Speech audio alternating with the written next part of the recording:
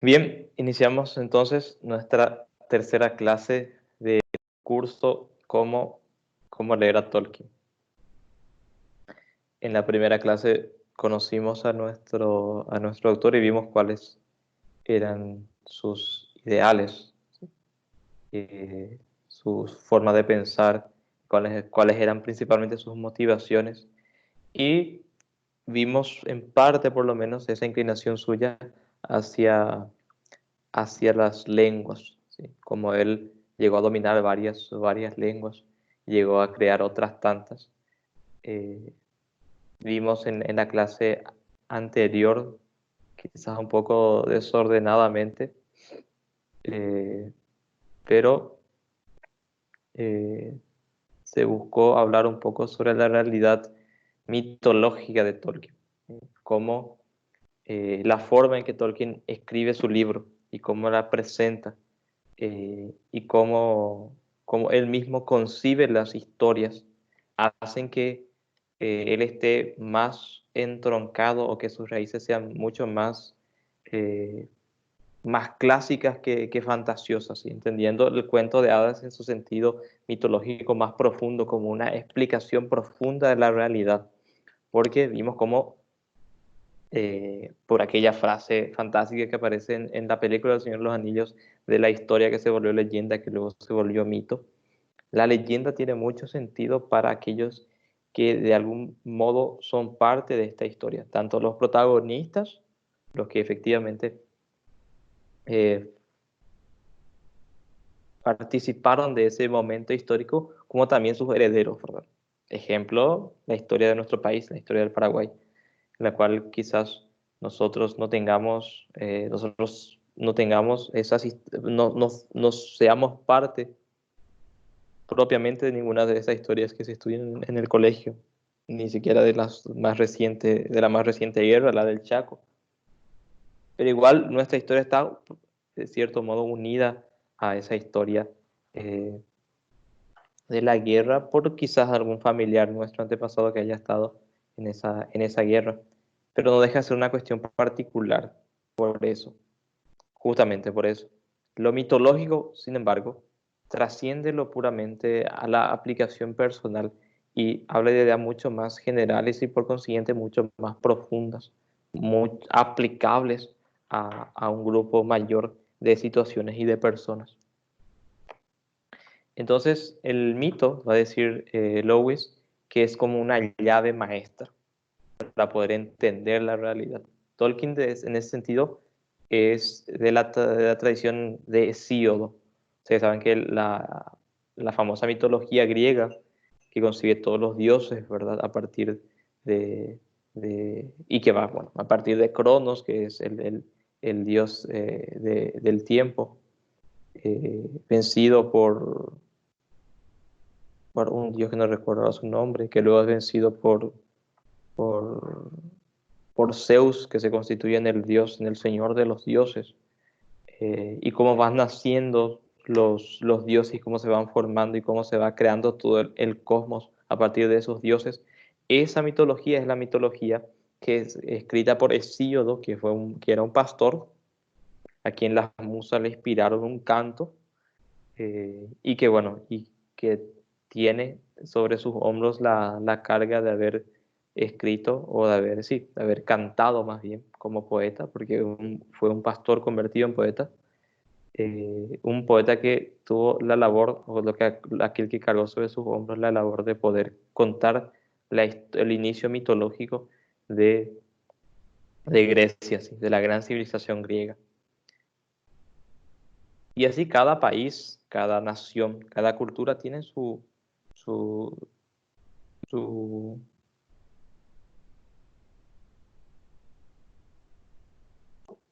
un momentito, acá me dice que no me están viendo.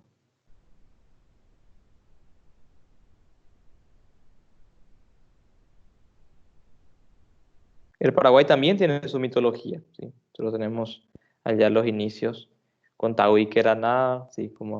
Que es como una reminiscencia de la primera pareja también de- que nosotros conocemos por el Génesis. Bien, ahora ya se me ve, creo. Entonces hay que entender a Tolkien, por eso al Tolkien no podemos colocar en las librerías, ¿sí? Por esta realidad muy profunda de lo mitológico como expresión de la realidad, ¿sí? No podemos, y de la fantasía como una comprensión de lo que va más allá de lo humanamente comprensible y que está dentro del deseo humano, ¿sí? Básicamente, eh, nos lleva a colocar a Tolkien no entre los libros de fantasía, ¿sí? Ni los cuentos, ni entre cuentos épicos propiamente, sino entre los libros clásicos, ¿sí? Colocándola entre la Ilíada, la Odisea, entre los grandes libros clásicos, porque Tolkien en ese sentido es un clásico, ¿sí? En ese sentido es un clásico, un hombre que, de hecho, él tenía, junto con este grupo de jóvenes, como les conté en su breve biografía de la primera clase, la intención de crear una mitología para Inglaterra.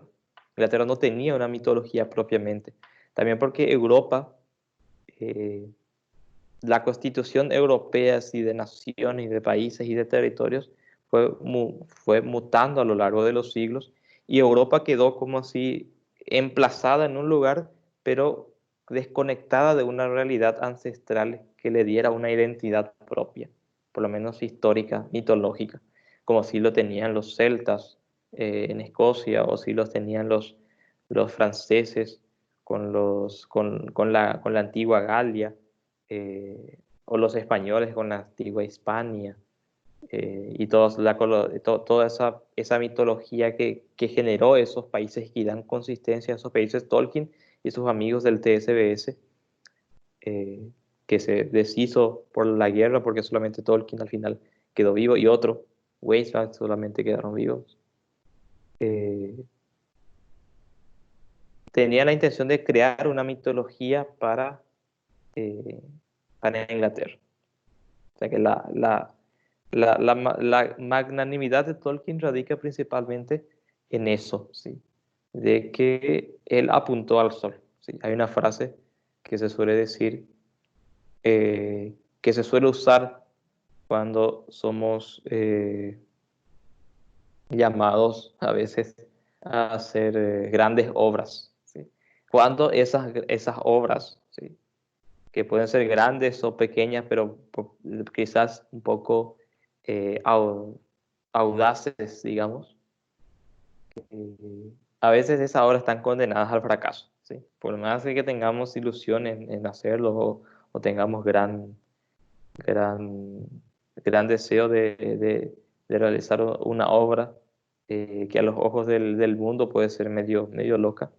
Se suele usar esa frase que hay que apuntar al sol para por lo menos llegar a las estrellas, que es lo que Tolkien hizo. Tolkien apuntó al sol y quiso hacer una mitología para Inglaterra, pero terminó creando otra cosa, que es lo que nosotros vamos a llamar el Señor de los Anillos o la mitología de la Tierra Media propiamente. Hoy vamos a hablar más propiamente del Señor de los Anillos, ¿sí? Como obra cumbre de la obra tolkieniana, ¿sí? Porque sabiendo cómo leer El Señor de los Anillos, vamos a poder leer el Silmarillion o el Hobbit o los cuentos perdidos o los 9 libros de la Tierra Media, eh, etcétera. Pero esa parte de los libros vamos a dejarla para la cuarta y última clase. ¿Cómo sabemos que un libro es bueno? ¿Sí? Entremos en asunto. ¿Cómo sabemos que un libro es bueno?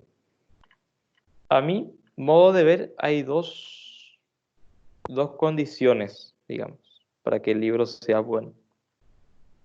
Uno, que lo quieras volver a leer. ¿Sí? Que lo quieras volver a leer. Terminado el libro, ¿sí?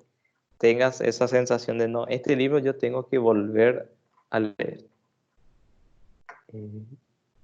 Pero hay otra segunda condición, porque esa condición me parece no suficiente. Es necesaria, pero no suficiente. Porque varios pueden ser los motivos, o sea, pueden ser otros los motivos que nos llevan a decir, este libro yo tengo que leerlo nuevamente. Puede ser el hecho de que yo no haya aprovechado o porque... un ratito.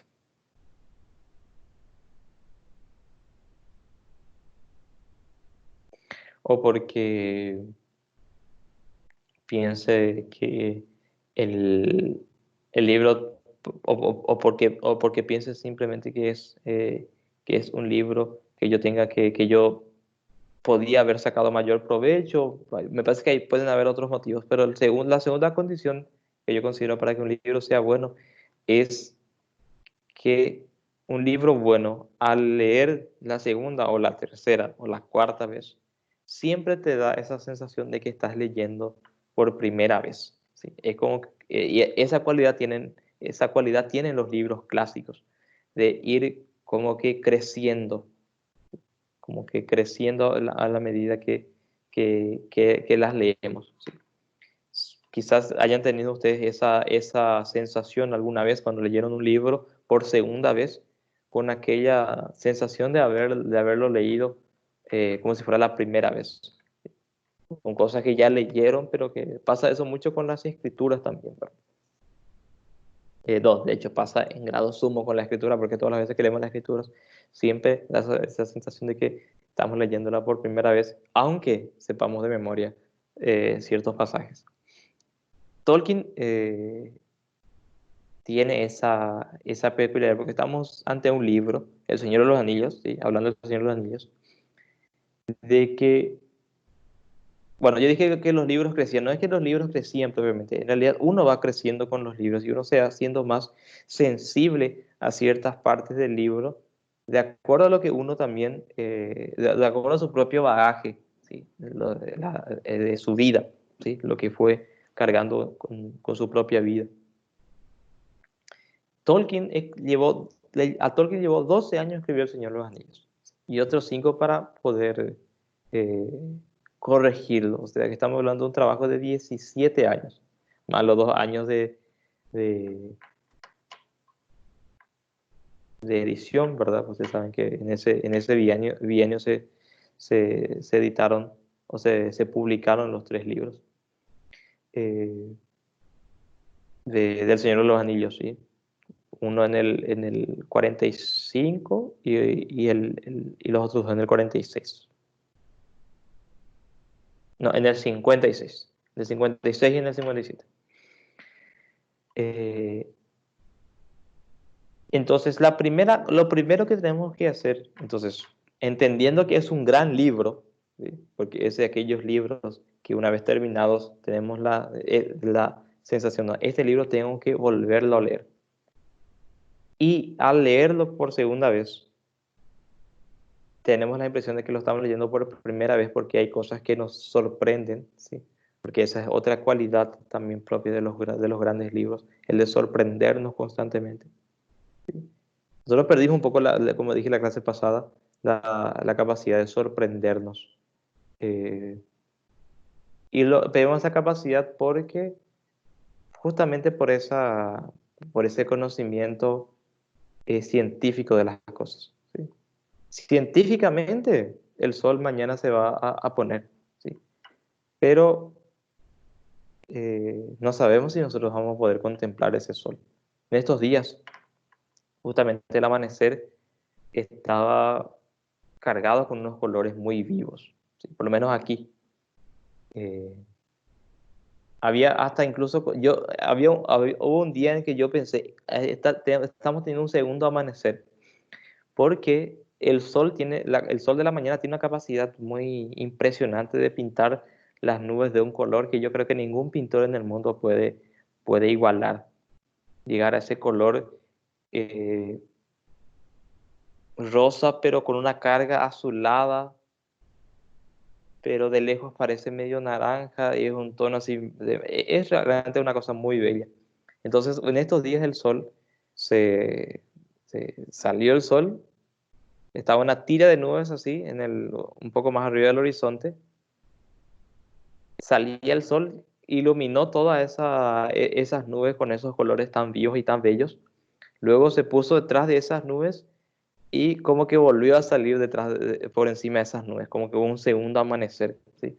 Entonces me recordó mucho al Principito, como él vivía en un planeta pequeño y podía hacer eso, él se movía a su asiento para poder contemplar, no el amanecer, en realidad contemplaba el atardecer.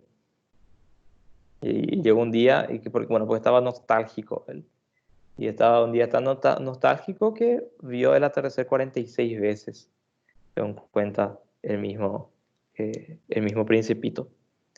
La nostalgia propia del atardecer tiene un sentido, ¿sí? Tiene un sentido eh, prístino, ¿sí? Un sentido inicial, un sentido original, en cuanto a que tiene un origen. Porque según la tradición de la iglesia, eh, Adán y Eva fueron expulsos del paraíso a la tarde. Por aquello de que en las escrituras, cuando está narrado el Génesis, nos cuentan que esa fue la primera tarde y la primera mañana. Entonces es como que el día judío, ¿sí? En la cultura semítica, empieza con la tarde. Al caer la tarde empieza un día y va hasta la siguiente tarde. Entonces primero viene la tarde y luego la mañana. No la mañana y la tarde como ahora nos manejamos. De ahí que la misa de sábado eh, es válida como misa de precepto dominical, porque se puede celebrar la misa de sábado. Por eso hoy celebramos las primeras vísperas del Sagrado Corazón de Jesús. Hoy es 19 de junio. Dicho sea de paso, para los que están viendo el vídeo después, los que están viendo por YouTube el vídeo. No sé por qué estaba diciendo eso. Y también por eso a nuestro Señor se apresuraron en quitarlo del, de la cruz, justamente porque estaba cayendo ya la tarde, eran las 3 de la tarde, estaba cayendo la tarde, entonces al día siguiente era el sábado, ¿sí? el sábado de los judíos, de la Pascua además. En fin, esa visión de sorprendernos incluso con los atardeceres es la que perdimos un poco.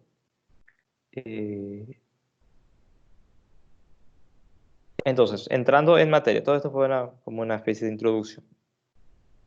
Tolkien definió El Señor de los Anillos como un ensayo de estética lingüística sobre la muerte y la inmortalidad.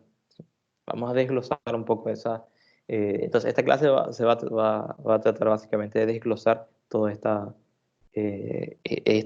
definición de que Tolkien mismo da respecto de su obra. Un ensayo de estética lingüística sobre la muerte y la inmortalidad, que es, me parece, la definición más olvidada de Tolkien propiamente, porque es lo que Tolkien dice de su obra propiamente.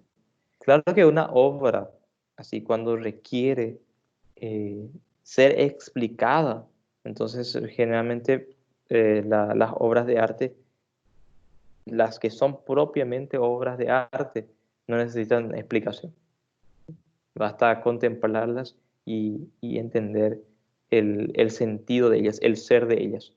Ojo que una cosa que tenemos que quitar de nuestra visión, o sea, de nuestra mente, es pensar en cuál es el mensaje eh, del Señor de los Anillos. ¿Sí? Porque un trabajo de 12 años de escritura y 5 de corrección en una mente como la de Tolkien, que dominaba 20 idiomas, con toda la carga de su vida, no, no se puede reducir a un texto que tenga simplemente un mensaje.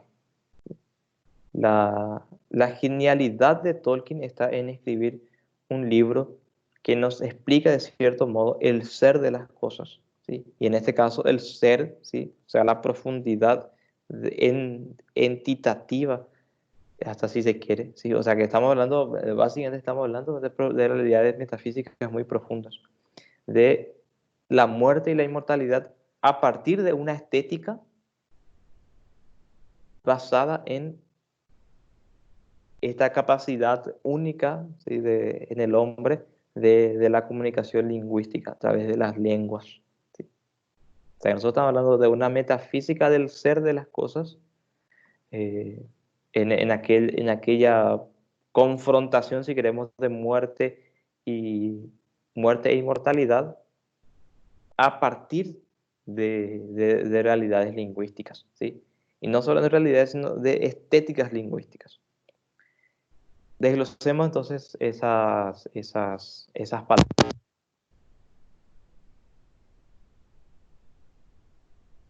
Ensayo, ¿sí? Para empezar, Tolkien define al Señor de los Anillos como un ensayo. ¿Qué significa un ensayo? Es una reflexión. O sea, que no es el fruto. Hay dos formas de escribir una novela o un libro, un cuento, lo que sea. Existe el escritor arquitecto y el escritor jardinero. El escritor arquitecto es aquel que empieza su obra sabiendo cómo va a terminar. Estructura mentalmente eh, toda la... Me avisan si me escuchan, ¿sí? Porque acá tengo un aviso. O sea, si no se escucha, me avisan. Si se escucha, seguimos. Eh, ¿Qué estaba diciendo? Está hablando de la...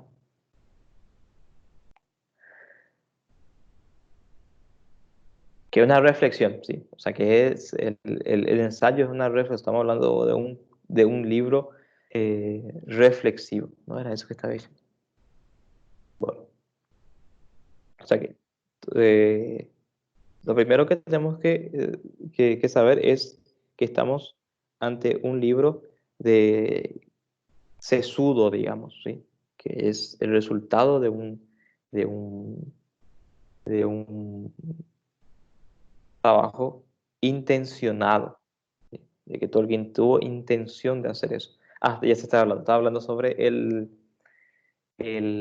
modo de escribir, ¿sí? Entonces, el arquitecto, antes de empezar a escribir su obra, él define los personajes, define la trama, define el argumento y escribe.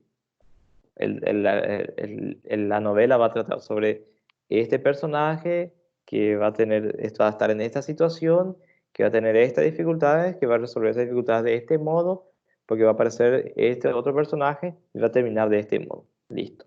Y él lo que hace es, teniendo el armazón, entonces va simplemente adornándolo. Hay otro modo de escribir que es el que utilizó Tolkien, que es el modo de escribir jardinero, donde uno simplemente deja que las cosas crezcan y las va cuidando para que crezcan de modo ordenado y armonioso, digamos. Porque un jardinero lo que hace es eso. El jardinero propiamente no hace nada. El jardinero lo que hace es deja que las cosas crezcan y favorece su crecimiento, ayuda a su crecimiento y todo lo que quieras, pero son las plantas las que crecen y dan flores, ¿sí? No es el jardinero el que da la flor. Entonces Tolkien es por eso les contaba aquella anécdota suya de que después de terminar el primer capítulo, cuando él presentó en el 37 el Hobbit, o sea, cuando se publicó el Hobbit, y con el éxito, como la editora, tras pedirle una continuación de historias, cuéntanos más historias de los Hobbits, él se hizo el primer capítulo de los Hobbits muy fácilmente, pero yo no sabía cómo continuar, ¿sí?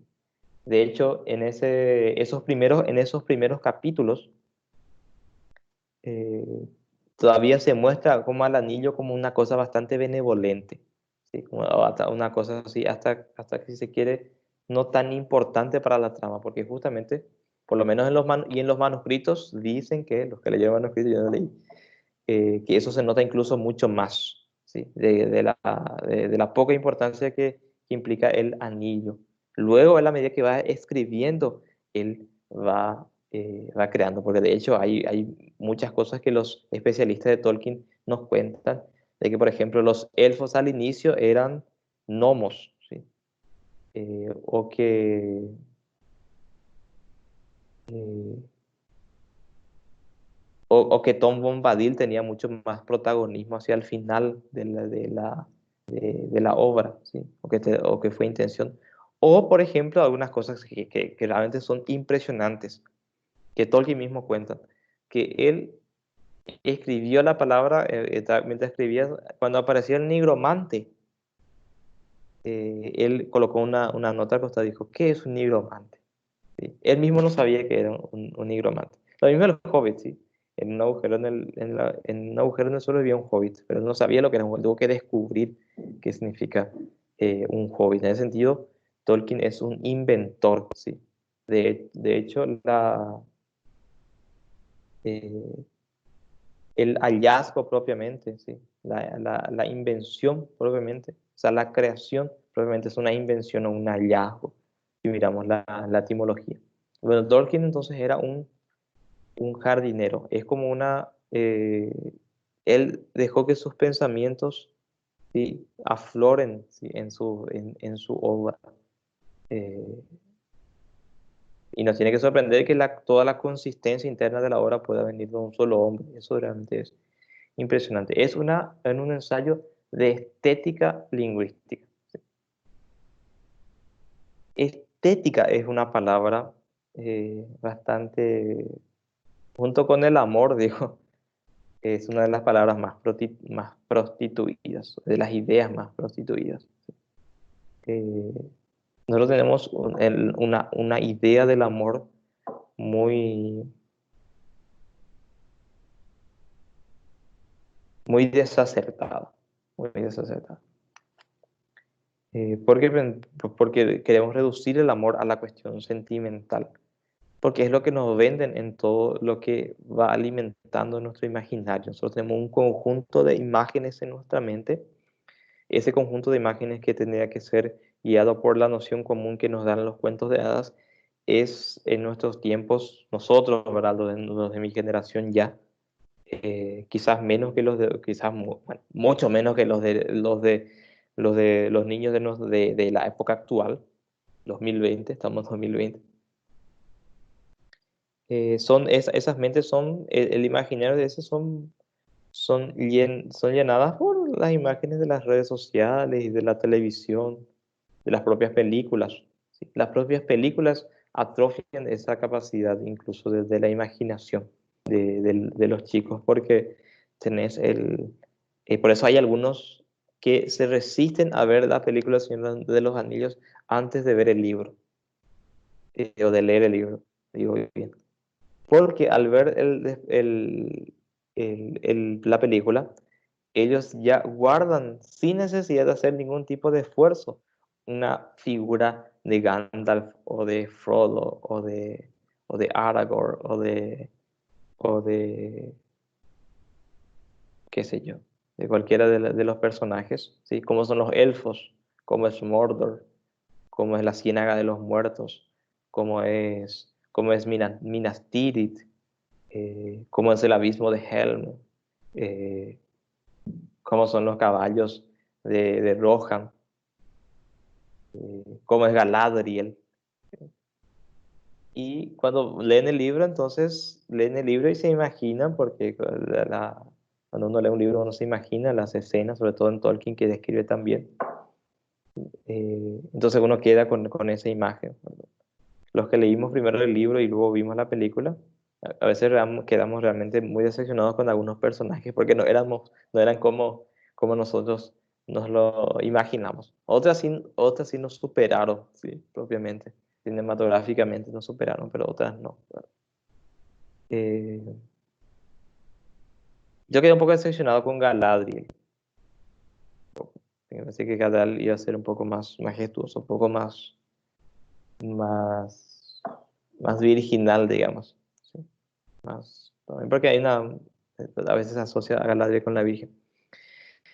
En fin, la estética es la parte de la filosofía que se encarga de lo bello, y lo bello es también una cuestión dificultosa en nuestro tiempo, porque no solamente hemos perdido la noción de lo bello, sino que llegamos a un punto en el que nos da igual, ¿sí? Nos da igual que sea por aquella máxima errónea, y herética, digamos, herética en cuanto a errónea, ¿verdad? Porque la herejía es un error propiamente, etimológicamente hablando. Si hablamos de materia dogmática, una herejía sí es una causa de comunión, qué sé yo, ¿verdad? O de sanciones eclesiales y todo, ¿verdad? Pero en cuanto a error, la, lo- el error está de nuestro tiempo, ¿verdad? Es el de considerar como válido, ¿sí? Considerar como válido el gusto particular. Y no objetar esa cuestión porque es de su gusto. Me estoy refiriendo a aquellos que dicen, no, si le gusta, está bien, ¿sí? Pasa un poco, o sea, una forma muy clara de ver eso es la cuestión de la música. Bueno, si le gusta escuchar reggaetón, yo siempre hablando mal de reggaetón, o el trap, que escuche, ¿verdad? Eso es el problema de él, ¿verdad? Claro, eso se aplica a muchísimas cosas, ¿verdad? Eh, a veces en la vocación, ¿verdad? Cuando algún chico, alguna chica se quiere abrazar la vida religiosa, generalmente hay dos reacciones son las más cotidianas, digamos, las más frecuentes. Una, la de la mamá, ¿verdad? Que llora, y otra, la del papá, que dice, bueno, si es lo que le gusta, está bien, ¿verdad? Y entonces hay como eh, como una filosofía así general de un respeto al gusto, ¿sí? Que aquí puede ser hasta virtuoso, ¿verdad? Si es lo que mi hijo quiere, está bien, ¿verdad? Si es lo que le gusta. Pero llevado a todos los ámbitos, bueno, si le gusta, eh, no sé qué cantor hay, existe en el reggaetón, Daddy Yankee, eh, está bien, ¿verdad? Es lo que le gusta. Si le gusta el thrash metal, o le gusta el heavy metal, o le gusta qué sé yo, el funky brasileño, ¿verdad? O está el funky americano, ¿verdad? Que no tiene nada que ver con el brasileño, que tiene otras características musicales. En fin. Eh, Sin embargo, para Tolkien, la belleza es mucho más objetiva, ¿sí? Y su obra trata de hablar de una belleza propiamente objetiva. Un claro ejemplo de eso es el, aquel encuentro que tuvieron los 9 integrantes de la comunidad del anillo con Galadriel en el bosque, en aquel bosque oscuro, en el bosque de Fandor, creo que era. Aunque uno de esos bosques que parece. Y, y Jin le va a decir una cosa respecto de Galadriel, ¿sí? En la película eso quedó muy bien mostrado. La frase de Gimli no, propiamente. Pero que, bueno, ustedes saben que Galadriel a cada uno de los integrantes de la comunidad del anillo dio un regalo, a algunos dio una daga, a Sam le dio una cuerda, él quedó decepcionado con la cuerda. A Frodo dio una luz que va a ayudarlo después en su encuentro con ella, la araña. Y a Gimli, el enano, ¿sí? Que venciendo aquella eh, natural y milenaria. Tolkien después va a explicar por qué los enanos y los elfos tenían esta enemistad. Venciendo esa enemistad con los elfos, pide solamente uno de sus cabellos a Galadriel. Eh, y ella le da tres, dice la película. No recuerdo si eso está en el libro, la de los tres cabellos. Creo que sí. Pero Gimli dice una cosa, eh, si no es comparable a la dama Galadriel, a nada llamaré de bello en esta vida, a nada llamaré de bello en este mundo, en realidad, es lo que dice. Entonces, eso nos muestra un poco cómo el mundo de Tolkien es un mundo profundamente deseable. Hablamos de que es un mundo secundario, ¿sí? Hablamos de que es un mundo, más que un mundo ficticio, es un mundo secundario, ¿sí? Un mundo en el que, un mundo que tiene sus propias reglas, ¿sí? Su propia historia, su propia consistencia real, pero no por eso menos real que nuestro mundo, porque nos ayuda a entender de que existe una belleza eh, que es incomparable, a, que no se puede comparar a ninguna belleza de este mundo o en este mundo, y que esa belleza se puede alcanzar y que puede ser una cosa muy, muy pequeña incluso. En estos días leía eh, una cuestión que creo que escribió Lewis, no recuerdo, pero era una publicación en Instagram que decía que hay algo más poderoso que una nave espacial. Precisamente el poder que necesita una nave espacial, ¿sí? Poder de fuerza, poder de, de mano humana, poder de tecnología, poder económico, poder de hazaña, poder moral, ¿sí? Porque tiene poder de autoridad, ¿sí? Eh, todo eso tiene una nave espacial porque es capaz de llevar a un hombre al espacio. Eh, y el hombre como Dominus, como señor del espacio, del tiempo, no del tiempo, de lo creado, digamos, eh, que a lo que heredó de Adán, ¿verdad? Porque daba nombre a las cosas. De cierto modo, posee eh, aquel lugar en donde él llega. ¿Sí? Eso se ve mucho en la tradición semítica en las antiguas escrituras, cuando Dios llama a Abraham y le da una tierra, ¿sí? Le saca de Ur de Caldeos y le da la tierra prometida. ¿Sí? Le promete una tierra y le da una tierra. Pasó eso con la colonización de América. Los españoles llegaron y la tierra se convirtió en suya. Pasó eso con la llegada del hombre a la luna. ¿Sí? Entonces el hombre llegó a la luna y como que la luna se convirtió en suya.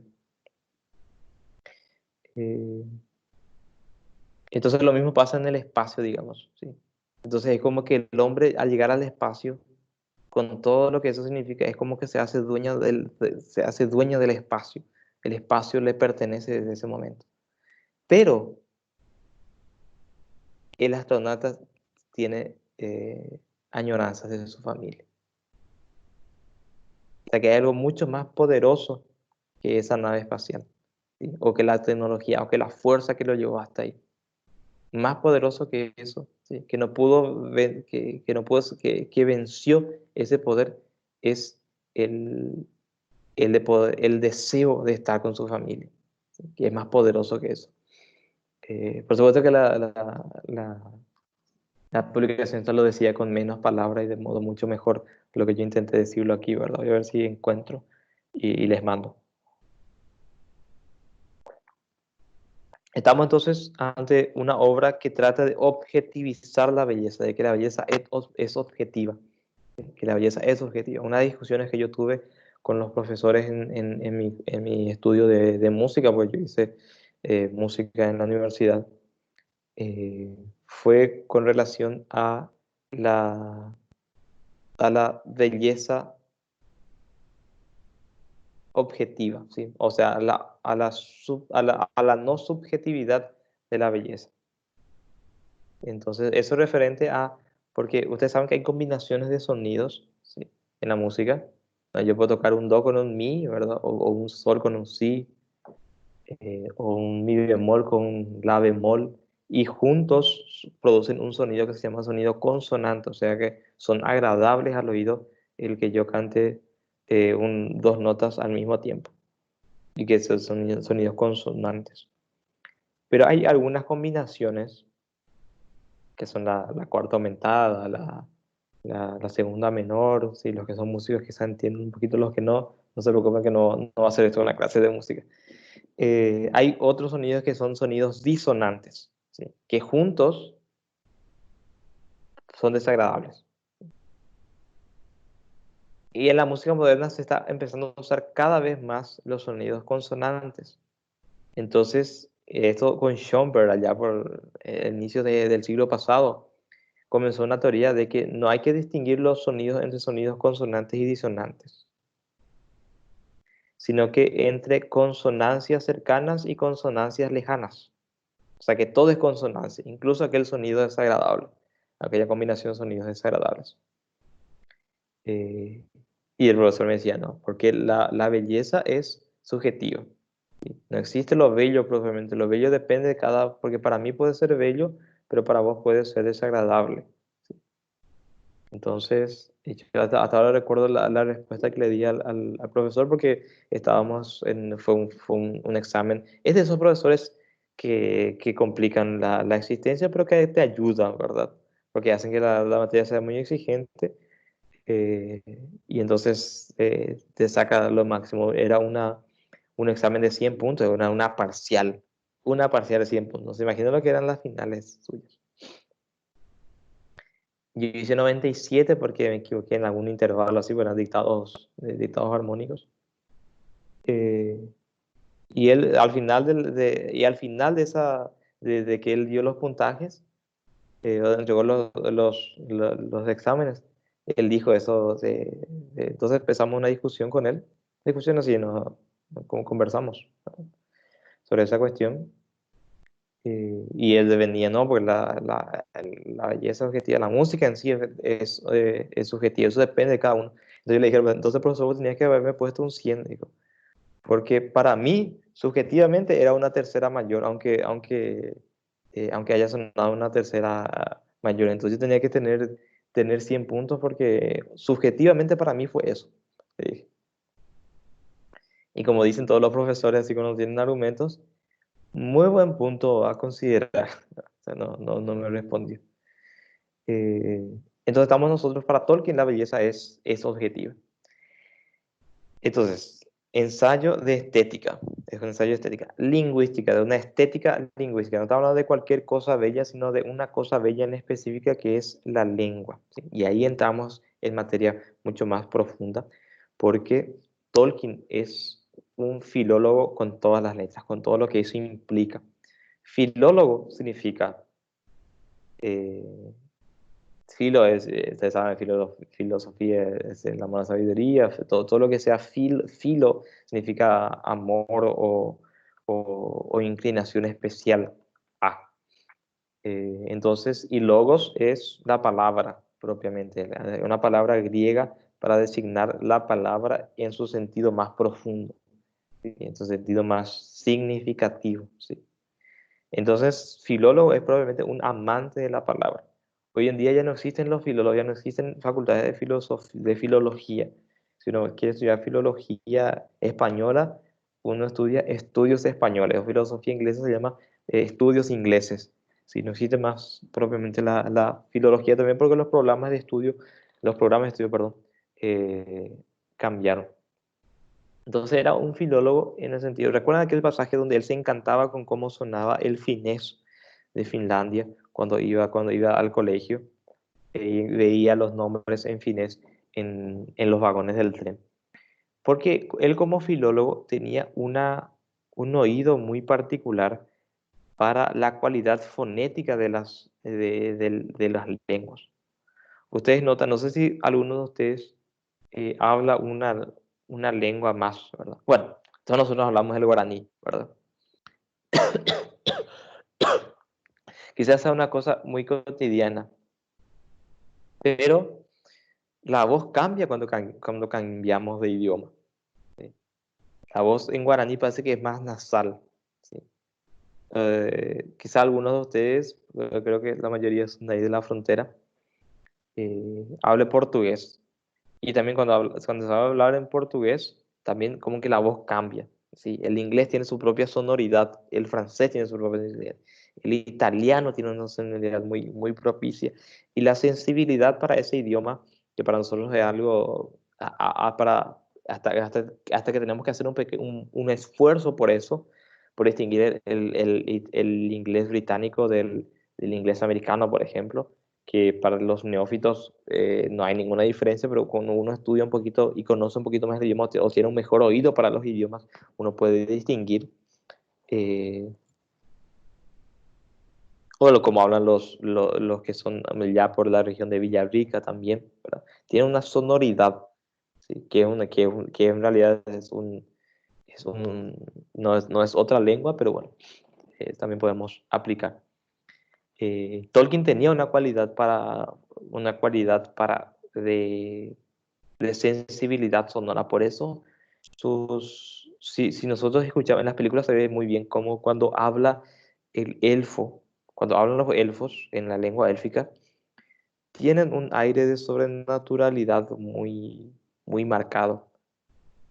Y así cada una de los idiomas, porque ustedes saben que él, además de los 20 idiomas que hablaba, que dominaba así propiamente, porque él era capaz de escribir. ¿Cómo uno sabe si uno domina una lengua? ¿Sí? No solamente él sabía comunicarse en esas lenguas, sino que él dominaba porque él era capaz de hacer poesías en esas lenguas, que es como que la máxima expresión de una lengua, la poesía.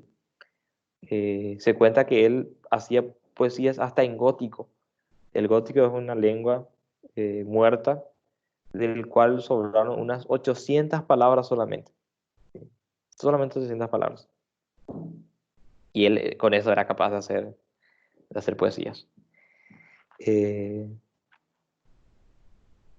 Lewis decía de Tolkien que él entendía el lenguaje desde adentro. Por eso en Tolkien, o sea, cómo se ve la genialidad lingüística de Tolkien, de este hombre que a los 12 años leía Homero en griego y que a los 7 ya sabía latín. Notamos por la importancia que da a cada una de las palabras. ¿Sí?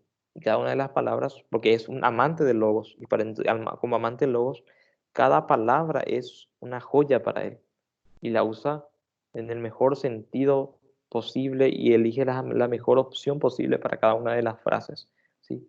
Con lo metódico que era, él elegía todas y cada una de sus frases y de los nombres, ni hablemos. Si hablamos de los nombres, ya le hablé que Gandalf significa elfo de la vara, de Gen, elf. Hay un pasaje al inicio, eh, se nota también ahí al inicio de El Hobbit, cuando, no, el Hobbit era, oh, el Señor de los Anillos. Creo que el Hobbit. Porque no sé si es una conversación entre Gandalf y Frodo o Gandalf y Bilbo, pero es ahí en la comarca, afuera, mientras Bilbo o Frodo, uno de los dos estaba ahí fumando su pipa Char Guardian, aquella pipa larga, que era la que fumaban los hobbits. Eh, Al llegar Gandalf, el hobbit le dice, buenos días. Y Gandalf le pregunta, eh, me deseas aquella pregunta si me deseas un buenos días o me está diciendo que es un día para ser un día correcto para ser bueno o, o quieres que tenga un buen día independiente de no sé qué, no recuerdo muy bien. Y la respuesta del Hobbit, Frodo Bilbo, fue los tres a la vez. Justamente porque, ¿qué significa un buen día? Para Gandalf, que era un Valar, que era hasta, podemos decir, un ser que trascendía la Tierra Media, ¿sí? O la tercera edad propiamente. Las palabras tenían muchísimo sentido porque al, con la fuerza de sus palabras, él hacía las magias que podía hacer. Pero la magia, vimos que en Tolkien no es una magia como la de Harry Potter, que dice una palabra y sale un conejo del sombrero, ¿verdad? Sino que las palabras tienen capacidad potenciadora, ¿sí? En el sentido de que entienden la realidad y con la palabra eh, con la fuerza de la palabra, esa realidad es potenciada. Por eso su vara se enciende. En la película se ve que coloca un foquito en su vara, ¿verdad? Pero en el libro, los que leyeron el libro se imaginaron que la vara realmente ardía, ¿sí? Y ardía sin consumirse. Y ahí nos recuerda la zarza ardiente de Moisés. No de Moisés, ¿verdad? En el pasaje de Moisés. O aquel diálogo entre Smaug y Bilbo en el Hobbit, donde los que leyeron el libro no, notarán que Smaug lo único que quería era saber el nombre de este, ¿sí? O lo que les conté la vez pasada de Bárbol, como él, de hecho, cuando los hoy le preguntan a Bárbol que, cuál era su nombre, él le dice, contarte mi nombre significaría contarte una historia. Y como él, al no conocer a los hobbits, él da un nombre a los hobbits, o sea, incluye el nombre de los hobbits al canto de la creación, creando una nueva estrofa, porque no conocía a los hobbits. Eh, entonces, los nombres eso ya vimos en la clase pasada, pero ahora convendría hablar de eso por aquella realidad filológica de Tolkien. Eh, Porque existe una esencialidad en el nombre, porque el nombre revela la realidad, ¿sí? Yo tengo la costumbre de preguntarle a la gente, ¿qué significa tu nombre? Y algunos no saben lo que significa su nombre porque justamente no se preguntaron. Bueno, yo tampoco me preguntaba. Yo, después de conocer a Tolkien, yo investigué y que mi nombre significa que significa ungido, ¿sí? Y que de cierto modo representa algo de lo que de lo que yo soy, pero pues yo soy un consagrado a Dios. Eh, pero a veces los nombres son puestos, pero bueno, pero eso fue una providencia divina, ¿no? Porque mi nombre proviene de un cantante famoso en la época en que yo nací, ¿verdad? Eh, no procede de ningún almanaque antiguo. El mundo, le digo, el nombre entonces desvela la realidad, ¿sí? No recuerda aquel Adán que daba nombre a las cosas. Eh, y eso es muy importante entender porque el modo como eh, Tolkien entrelaza su realidad es a partir de los nombres. Si leemos el Silmarillion, ¿sí? Ahí la cuestión del nombre es una cuestión así hasta casi insoportable. Porque fulano que en la otra lengua se llamaba así, que para los elfos se llamaba así, que en la tercera, entonces hay que fue padre, pero los nombres son importantes porque incluso en la tradición bíblica nosotros tenemos al inicio del Evangelio la genealogía de Jesús y los nombres que Jesucristo tiene como antepasados, ¿sí? Y que Él no quiso que quedasen en el olvido, ¿sí? No solamente porque marcan toda la descendencia de cómo él es realmente eh, hijo de David, ¿sí? O de la descendencia de David. Entonces, estamos ante una estética lingüística, ¿sí? Cada palabra en Tolkien es elegida y tiene una carga intencional, ¿sí? Cada palabra de Tolkien. Entonces, es un ensayo de estética lingüística sobre qué? Sobre la muerte y la inmortalidad. Y la muerte y la inmortalidad están, digamos, distinguidas, ¿sí? O emplazadas en dos razas, la raza de los hombres y la raza de los elfos. Y hay que recordar aquella frase que abre el Señor de los Anillos, que, de los, la que está inscrita en el anillo, justamente. 9 anillos para los hombres, ¿sí? Etcétera. No, 3 anillos para los elfos, 9 para, etcétera. Pero cuando habla de los hombres, ¿sí? Dice destinados a morir. 9 anillos para los hombres, o para los reyes antiguos, destinados a morir. No dice condenados a morir. ¿Recuerdan el otro día lo que les dije respecto de que en Tolkien no no existió redención, ¿sí? Y no existe pecado original, ¿sí? No existe premio del cielo y castigo del infierno. Eso hace mucho más trascendental todo, ¿sí? Pues le decía, eso hace que el sacrificio de Frodo tenga un carácter mucho más teresiano, ¿verdad? En el sentido de que ya no le importa el castigo o el premio, sino que hacen por algo que va más allá del premio o del castigo, ¿sí? Va, él está haciendo todo, está cargando el anillo por las canciones. ¿Recuerdan lo que le dice Gandalf? Sí, el hecho de que Sauron tome de vuelta el anillo significará el fin de las canciones. Eh, Paréntesis, la canción es muy importante, entonces, en toda la mitología tolkieniana, o sea, para los personajes del, del Señor de los Anillos, o de toda la mitología tolkieniana. Entonces tenemos por un lado los hombres que son destinados a morir y que reciben la muerte como un don, ¿sí? Reciben la muerte como un don. Y los elfos inmortales, que su inmortalidad se convierte casi en un castigo para ellos.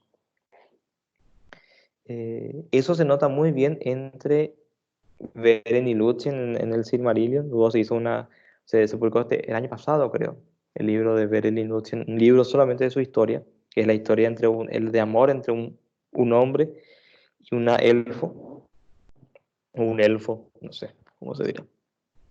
Y lo que vieron en la película, entre Aragorn, ¿sí? Liv Taylor, y la hija de Stevie Taylor, y, y Aragorn, eh, Viggo Mortensen, ¿sí? Viggo Mortensen, dicho sea de paso, el actor, eh, es de raíces argentinas, ¿sí? Habla un español así, tan, así, bien fluido, sí, bien natural. Ese amor, ¿sí? Eso se nota muy bien en la película, como la, lo más difícil para Arwen, ¿sí? Es afrontar la soledad, ¿sí? O aceptar con el amor de Aragorn o con el casamiento de Arwen la soledad que le vendrá después de la muerte de Aragorn, ¿sí? Y eso en la película se hizo fantásticamente porque hay una escena antes incluso creo que incluso en la segunda película, donde se ve a Aragorn muerto, ¿sí? Entonces es como un adelanto, es como Elrond, de hecho con la voz de Elrond narrando cuál va a ser el destino de su corazón cuando ella abrace el amor humano, un amor humano destinado a morir, y cuando ese amor, ¿sí? Tenga que separarse o tenga que deshacerse, digamos, por la muerte de él. Eh, porque el elfo, ¿sí? Al estar atado a- a la inmortalidad, ¿sí? Eh, es muy nostálgico en ese sentido. Como está toda la inmortalidad, y de cierto modo el elfo envidia de la muerte del hombre. Esa es la muerte liberadora del hombre. Y el hombre, ¿sí? Como lo de nuestro tiempo, de cierto modo envidia la inmortalidad de los elfos. Y no solamente la inmortalidad, la belleza, la profundidad, la, la espiritualidad, hasta si queremos, o el misticismo, digamos, del elfo, ¿sí? O de los elfos. Entonces, esa, esas profundas ideas de un hombre que tiene la muerte como un don, ¿sí? La muerte es un don para el cristiano, propiamente. Y la inmortalidad, que es un profundo deseo del hombre, que puede ser buscado de modo correcto o incorrecto, ¿sí? Porque la inmortalidad propiamente es algo que también tenemos, por lo menos en el alma, pero la verdadera inmortalidad se va a dar cuando nuestro cuerpo se junte con el alma y puedan ver a Dios, ¿sí? Bueno, vamos a ser eternos, ¿sí? Porque la eternidad solamente es propia de Dios, ¿sí? Eh, pero tenemos también del otro lado la imagen de un Dios que que se hace hombre, ¿sí? O sea, que es como el amor de Dios por el hombre. Por ahí más o menos va la cuestión. Entonces, el problema o sea que con Tolkien nosotros no estamos simplemente ante un libro con un buen argumento, ¿sí? No estamos simplemente ante y con esto ya vamos terminando. No, Tolkien no es un libro con un buen argumento simplemente. Es un libro que nos ayuda a entender la realidad, ¿sí? Como escrito mitológico y como una, eh, como un ensayo de estética lingüística sobre la muerte y la inmortalidad, ¿sí?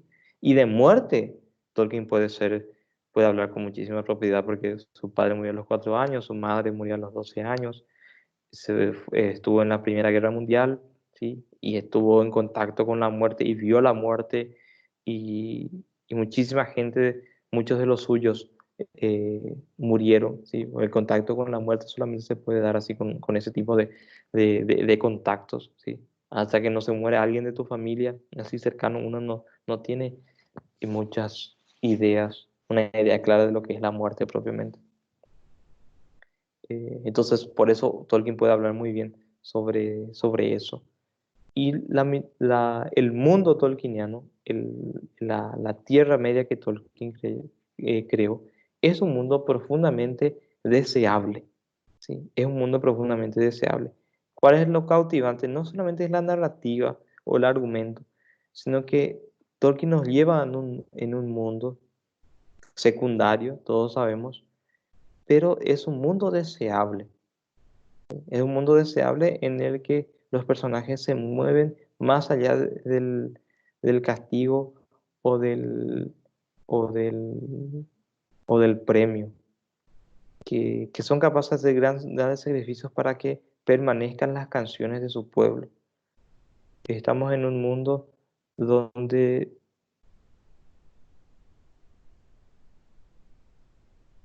donde es común, ¿sí?, que los saludos sean una luz, una estrella arroja su luz en el momento de nuestro encuentro. Estamos en un mundo donde las... eh, estamos en un mundo donde se puede comer 6 veces al día, si somos así. Estamos en un mundo de los hobbits. Se pueden tener 2 desayunos. ¿Entiendes? Es un mundo que valoriza mucho más, ¿sí?, aquellas cosas que el mundo moderno está despreciando, como la de sentarse a comer juntos en la mesa, como la de obrar el bien, ¿sí?, más allá del, del, del castigo, del premio, eh, de, de dar importancia a las palabras que decimos, ¿sí?, de escoger nuestras palabras. Y escoger nuestras palabras podemos escoger nuestras acciones. De, y uno de los grandes temas, que es el tema del poder, ¿sí? Porque es el Señor de los anillos, ¿sí?